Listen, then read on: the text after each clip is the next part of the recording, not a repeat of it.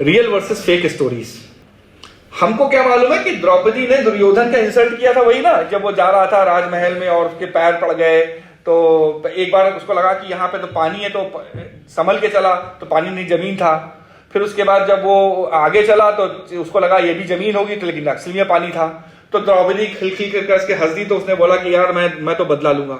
Sir आप real Mahabharat पढ़िए, सभा पर्व चैप्टर 43 में है ये प्रकरण। जब ये गिरा था उसमें जो है कहीं पे द्रौपदी है ही नहीं उस समय जब वो गिरा था, है ही नहीं। क्यों मनाया गया? क्योंकि अगेन समाज में स्त्री को लड़ाई करने का द्योतक आज ही कहते महाभारत घर में नहीं रखना चाहिए, बोला जाता ना। अरे भाई महाभारत घर में इसलिए रखनी चाहिए क्योंकि अगर स्त्री भी पढ़ लेगी तो इंपावर्ड हो जाएगी, भाई साहब आपसे जवाब सवाल करेगी तो लड़ाई तो होगी, क्योंकि तुम इतने विकसित हुए नहीं, क्योंकि तुमने महाभारत पढ़ी नहीं, उसने पढ़ ली तो क्या करोगे?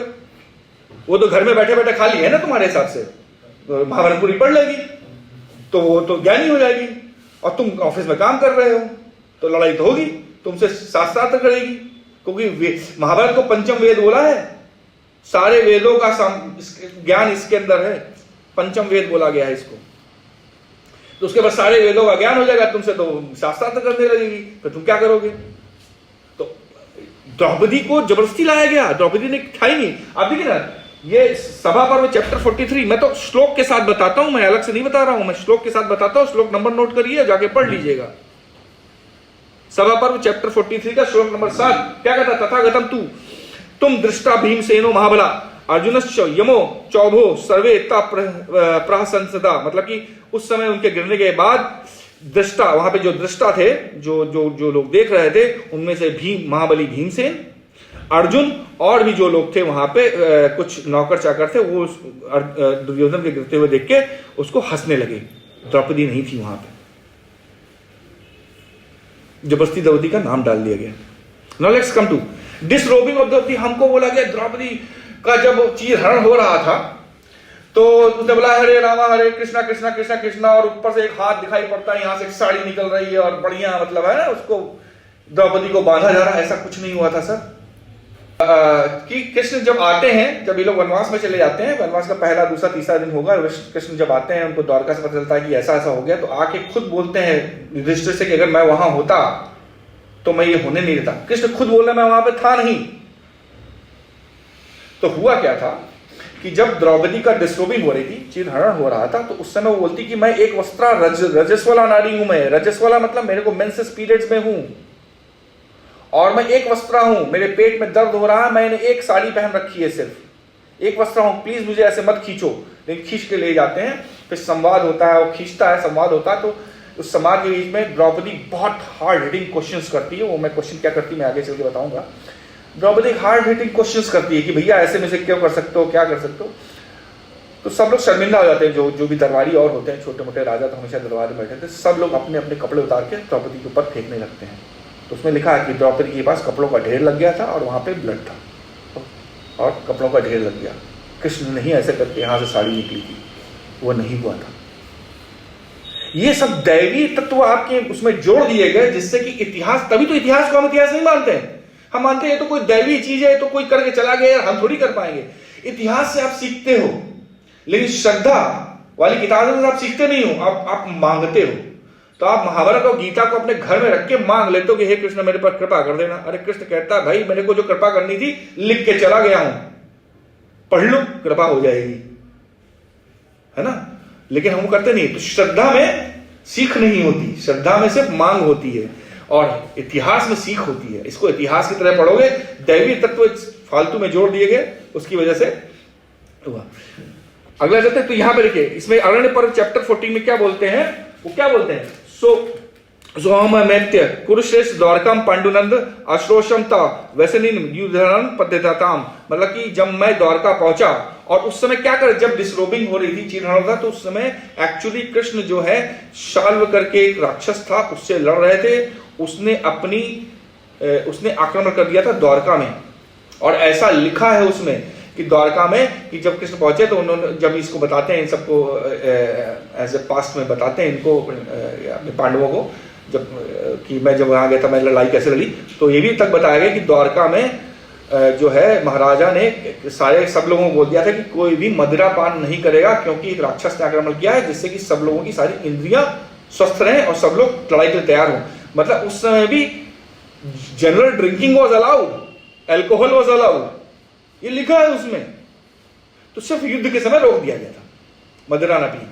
तो वो शाल्व करके एक वो था राक्षस, उससे लड़ाई हो रही थी उनकी। तो यही बोलते हैं कि जब मैं द्वारका पहुंचा और मैं युधन मतलब सात्यकी ने जब मुझे बताया तो मैं यहाँ दौड़ा दौड़ा चला आया। खुद कृष्ण बोल रहे हैं मैं यहाँ नहीं था, अगर मैं यहाँ होता तो मैं इन लोगों को मार डालता, मैं ये होने नहीं देता तुम्हारे साथ। ये खुद लिखा हुआ है महाभारत में और हमें कुछ अलग बताया गया है। नेक्स्ट रियल वर्जन, जरासंध वध। एक जरासंध था ना जिसको कि भीम ने मारा था और बोला था कि यह जरासंध को जब भी भीम जो है मारते थे उसकी बॉडी को 2 टुकड़े में फाड़ते थे, उसकी बॉडी फिर से जुड़ जाती थी। याद है जरासंध, है ना? सब फालतू की बात है, कुछ नहीं होता था, ऐसा कुछ नहीं हो रहा था। सिंपल है। जरासंध वध जो है सभा पर्व चैप्टर 22 में है, श्लोक नंबर 6 पढ़ लीजिएगा जाके। मैं श्लोकों के साथ बता रहा हूं मैं आपको क्या बोल रहा है कि ये फेक स्टोरी है। सिंपल है, उसको कैसे मारा, वो दोनों के बीच में लगातार 14 दिन युद्ध हुआ। 14 दिन युद्ध, 14वें दिन की युद्ध में ये थोड़ा थकने लगा जरासंध। भीम और उसके बीच में 14 दिन युद्ध हुआ है, 14 दिन में ये थकने लगा। थक के जब हारने लगा तो कृष्ण ने इशारा किया कि भाई इसको अब मारने का एकदम उचित समय यही है, अब इसे मार दो। तो इसमें लिखा हुआ है भ्राम्यतिवा सतगुणम बुझाभ्या भरत श्रभा कि भरत श्रेष्ठ भीम ने उसको अपनी भुजाओं में उठा के 100 बार घुमाया और जमीन पर पटक दिया और उसके पीठ के पीछे है ना भवज पृष्ठे, मतलब कि पीठ पृष्ठ में, पृष्ठ भाग में अपनी एड़ी घुमा के उसको मार डाला। That's it. ये सब कुछ नहीं था कि उसका ऐसे करके बॉडी चीरी तो बार बार करके जुड़ जाता था, ऐसा कुछ नहीं था। ये सब दैवी तत्व क्यों जोड़े गए? सिर्फ इसको माइथोलॉजी बनाने के लिए। इसलिए भी जोड़ेगा कि कम से कम दैवी तत्व रहेंगे तो आप इसको श्रद्धा के पात्र के रूप में कम से कम याद तो रखोगे, पढ़ते रहोगे, तो अच्छा काम हुआ अब तक। लेकिन हमने इसको सिर्फ श्रद्धा का पात्र बना दिया, हमने सीखा नहीं इससे कुछ भी। अब सीखने का समय आ गया है।